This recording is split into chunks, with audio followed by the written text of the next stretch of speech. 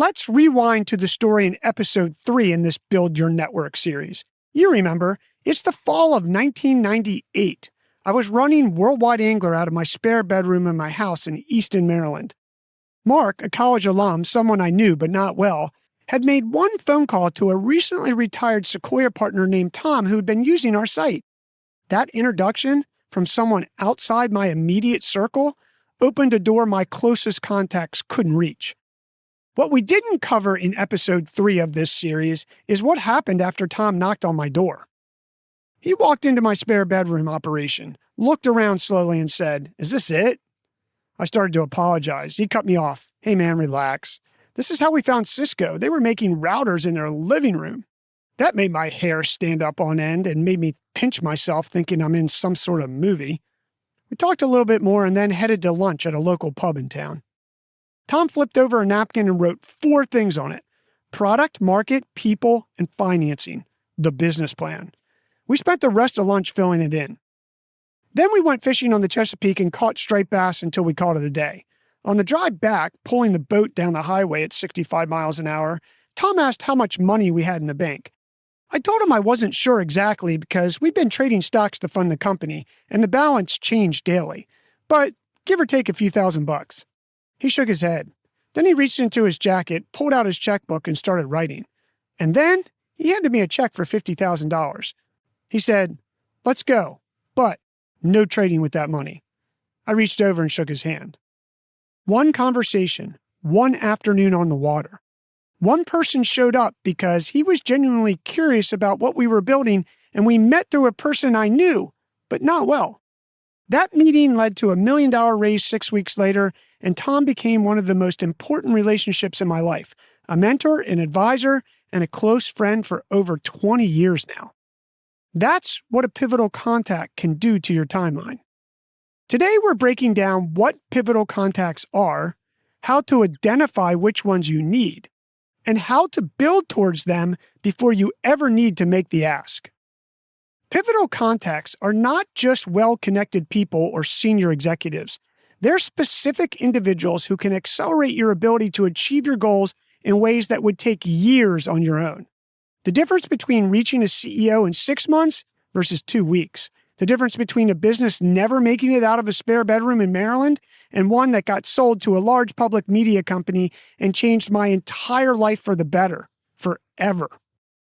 Pivotal contacts share 3 consistent characteristics. Number 1, they have deep expertise that took decades to build. Number 2, they have access to relationships and rooms most people can't reach on their own. And number 3, they have enough genuine interest in what you're doing to invest their most valuable asset, their time and their reputation, on your behalf. You'll generally find that pivotal contacts are 1 to 2 levels above your current reach, not slightly ahead of you, meaningfully ahead. Tom wasn't a peer. He is a retired partner from one of the most successful venture capital firms in history. That gap is the point. The further ahead they are, the more they can compress your timeline to success. Now, here's where most people get it wrong, and I don't want you to make this mistake. People treat pivotal contacts like lottery tickets, something that happens to lucky people through fortunate circumstances. Tom showing up at my door can look like luck from the outside. It wasn't.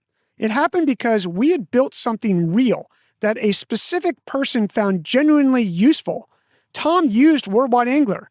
He wasn't doing us a favor. He was curious about something that had already added value to his life. The product was the reason. The relationship followed. The most valuable pivotal contacts don't respond to cold outreach and polished pitches. They show up for people who are doing something worth finding, which means the question isn't just who your pivotal contacts are. It's whether you're worth finding by the right person at the right moment. Now let's make this actionable, because identifying your pivotal contacts starts with knowing what you're shooting for. Our networking guru, author David Nour of Relationship Economics, breaks relationship-centric goals into 3 types. Understanding these tells you exactly which pivotal contacts you need. Type 1, direct goals. They are clear and quantifiable. The outcomes you need to achieve in the next 12 to 18 months. A new client, a promotion, a funding round. The pivotal contacts for direct goals are usually decision makers or approvers, people with the authority to open the specific door you need opened. Type 2, influence goals. They are the ones you have less direct control over, outcomes that require other things to fall into place on your behalf over the next 1 to 3 years. Breaking into a new industry, building a reputation in a space where you're not known yet. The pivotal contacts for influence goals are connectors and thought leaders, people whose endorsement or introduction reshapes how others see you.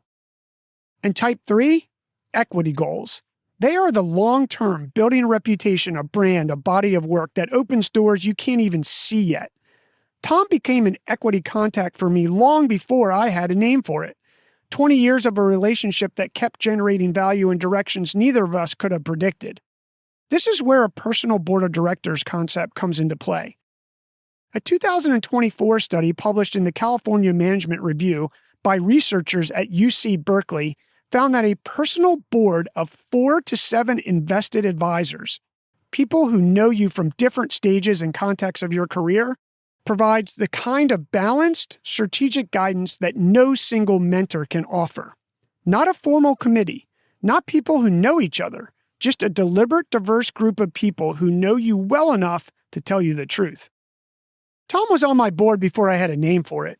Your board should have someone for each goal type, someone who can help you execute in the short term, someone who can open doors in the medium term, and someone who can help you think about who you are becoming over the long term.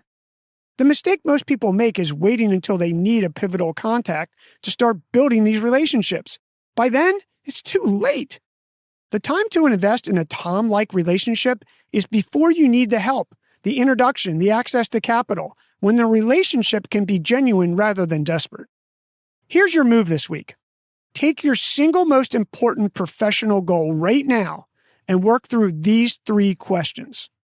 Who in your current network might have a connection to someone operating 2 levels above where you are, the way Mark connected me to Tom? Number 2, are you investing in potential pivotal contacts before you need them, or are you waiting for the moment of need? Number 3, what are you building, doing, or becoming right now that would make a pivotal contact genuinely curious about you? That third question is one to really think about because it's a magnet that everything else follows from.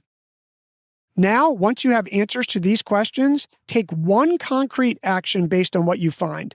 If question 1 surfaces a name, reach out this week and make the ask for an introduction. If question 2 exposes a gap, pick one potential pivotal contact and make a deposit before you need anything from them. If question 3 makes you uncomfortable, that discomfort is telling you something worth listening to. Use the workbook download in the show notes to work through all of this. In the final episode, we pull all of this together. The long game, what your network looks like when you've been playing it right for years, and the one thing that separates the people who build a remarkable network from everyone else. Your move.